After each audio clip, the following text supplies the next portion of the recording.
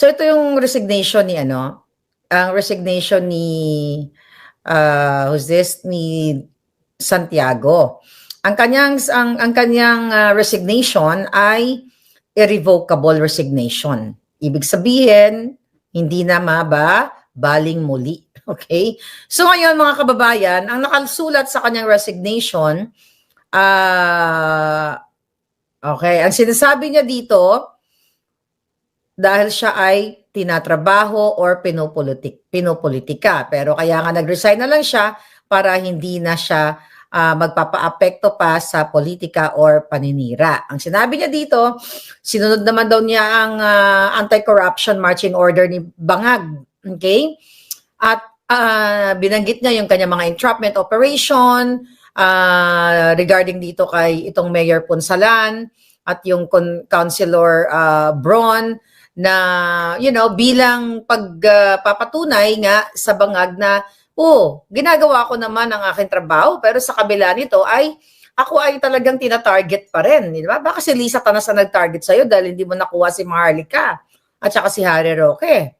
Kasi, mamaya papakita natin yung video, sinasabi mo, Santiago, na ikaw ay malinis na pinamunuan mo ang NBI. Tapos sinabi niya dito, yung mga tiwali daw, pinalayas niya, binuwag na yung STF, Special Task Force. Yung Special Task Force na yon kasi mga puro katiwalian. Tapos ang sabi niya, kaya siya nag-resign dahil kailangan niyang protektahan yung kanyang reputation at ito daw ang mga binabato sa kanya o paninira sa kanya ay mga kasinungalingan at talagang tinitaint lang yung kanyang reputation. At sinasabi nga niya irrevocable yung kanyang resignation and also sinasabi niya dito hindi niya papayagan na itong mga taong ito nasisira nga ng kanyang reputasyon, ang daming detractors, chuchuchung ganyan. Dito mo makikita na hindi na talaga kinaya ni Santiago yung kabangagan ng gobyernong ito. Dahil sila naman yan. Ikaw kasi Santiago, dapat kumampi ka sa tama.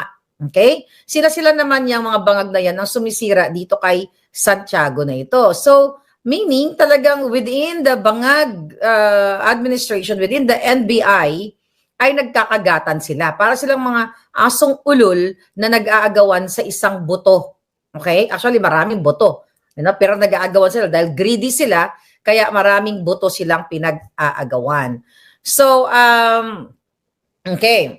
So dahil nga, di ba, I think yung couple of months ago, nag-announce ito si Bangag na tender ng resignation itong mga nasa gobyerno, kaya ngayon ito yung sagot ni Santiago. Balikan muna natin si Santiago. Here we go.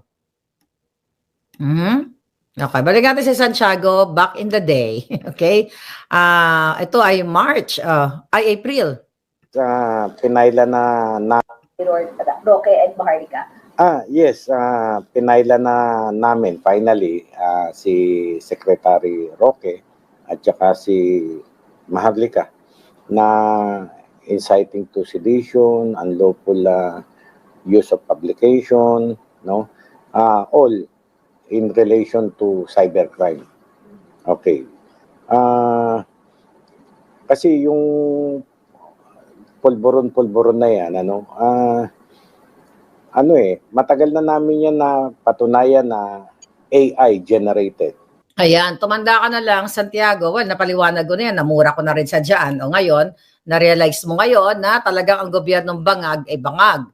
With regards dito sa sinasabi niyang AI, paulit-ulit po nating sinasabi na hindi AI yon ay authenticated. Dahil last year pa nila ako hinamon, July, nung SONA ni Bangag. Nung pinakita ko yung pulburon na ako ay kakasuhan dito sa Amerika, hahabulin nila ako. Hanggang ngayon wala. Nang maipresent ko sa korte dito sa Amerika, yung sinasabi nilang AI. Doon lang kami magkakatalo sana sa korte ng Amerika dahil di ko naman sila inuurungan. Lahat naman ng kaso nila dito sa Amerika ay sinasagot ko, mga kababayan. So, anong petsa niya? Hanggang nag-resign na lang itong si Santiago. Pakinggan mo na muli. Through forensic presentation. Forensic, hindi lamang yung salita lang namin na forensic yung pinapasinungalingan namin yung kanilang posting. So, yun. Tapos, si Secretary Roque, way back, nakabidyo, way back, nakabidyo naman nasa FB, na siya ang nagsasabi nun, lalabas, at sinabihan niya na pag nilabas to ni Maharlika, yung ganyan, magkakonnive sila na ilabas nila yung gano'n na walang katotohanan. Kami pa ngayon magka-connives para sa taong bayan. Para malaman ng taong bayan, milyon-milyon, na ang amo mo ay bangag. At ngayon, hindi mo kinaya ang amo mo. O sino ang nagwagi? Ikaw o ako? Di ang taong bayan, dahil nalaman namin na even ikaw, hindi mo kinaya ang mga bangag within your agency. Nakita niyo mga kababayan? Kaya nga, go. Hindi ito nagagalit ang NBI dahil si BBM ang tinitira nila, kundi yung dahil sa pagpapalabas nila ng fake news. Nandun tayo. Wag silang... Kaya mo, yan. Nakita nyo, pagpapalabas ng fake news pero hanggang ngayon walang kaso patungkol dyan. Anong petsa niya? Hinahamon ko uli yung bagong NBI director, kung sino man yan. I don't know kung may bago na ba. Hinahamon ko sila muli. O buhayin nyo yan, dito kayo magsampa sa California. Dahil dyan sa Pilipinas, wala nga akong kalaban-laban dyan. Dahil hawak nyo ang batas. Hawak nyo pera ng bayan. Ikaw, Santiago, sana ma-realize mo dahil nakita mo naman kung gaano kadumi ang bangag na administrasyon. Matanda ka na, kukunin ka na ng lupa, sana manindigan ka. Dahil ikaw ang sinungaling, nagpapaniwala ka kay Lisa Tanas o baka si Lisa Tanas ang nag-uutos para sirain ka, alam mo na totoo ang video. Bago pumantay ang paa mo, manindigan ka para sa bayan. Nakalagay sa resignation mo na sinasabi mo na what?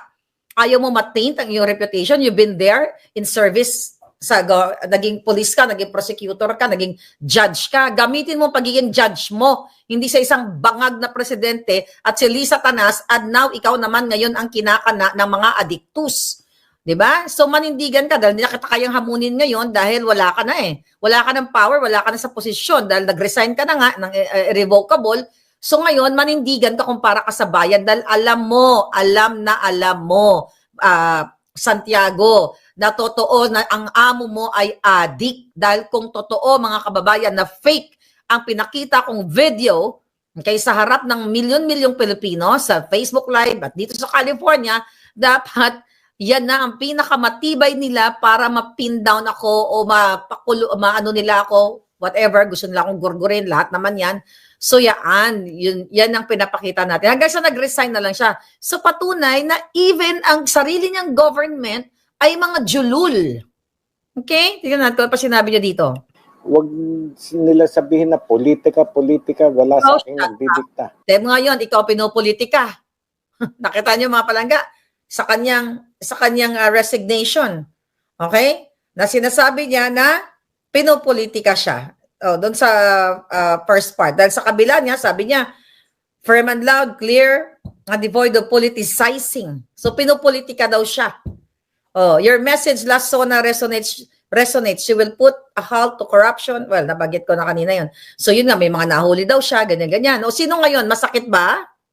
Sino ngayon namumulitika? Sino ngayon ang pinulitika? Kami? Ako? Mamumulitika? Hindi naman ako politiko. Gusto ko lang sabihin sa buong mundo, buong Pilipinas, na hey, ang inyong presidente ay bangag. Ngayon naramdaman mo na, Santiago. At sana, sa ngalan ng mga kaapu-apuhan mo, dahil matanda ka na, lahat naman tayo tatanda, mamamatay ka na, dahil pag pinagbasehan natin yung age, kung patandaan, mas una ka mamatay kaysa sa akin pagdating sa patandaan. But you'll never know, di ba? Hindi naman natin hawak ang buhay natin. Ang ibig kong sabihin, manindigan ka. Dahil alam mo palang pinulitika ka sinira ka O di sabi mo sa taong bayan ngayon na hindi totoo nga ang sinasabi mo na ang video ko ay fake news or AI. Tingnan natin pa sinabi niya. Yung fake news, rampant na, grabe na, problema na natin. Yan ang aming gustong matapos, gustong masawatan. Okay? Not only Secretary Roque, not only Maharlika, si former Secretary Lambino, Attorney Lambino, We filed chat Teka, to, meron ng TRO, use of publication teka lang. Na-interview po namin siya kahapon and sabi ko, May sinasabi ka siya dito. na agenda. agenda, dinig niya na news. O kita mo, miski ikaw naniwala ka kay Attorney Lambino sa presidente natin hindi naman kami DOJ, alam niyo. Anyway, ayan na lang yun. Nakaalam nyo na yan. Magko-comment na lang ako dyan. So, di ba, may video din siyang sinabi na kahit daw nasa Amerika ako, ay hahabulin nila ako, ipa-Interpol nila ako, then yung mga OFW na nagsishare, ay talagang anuhin nila, hahabulin nila ng bonggang-bongga. Okay. So, yun mga palangga. So, ngayon, congratulations, Santiago, at least nagising ka sa katotohanan na ang gobyerno ni Bangag ay talagang bangag na bangag.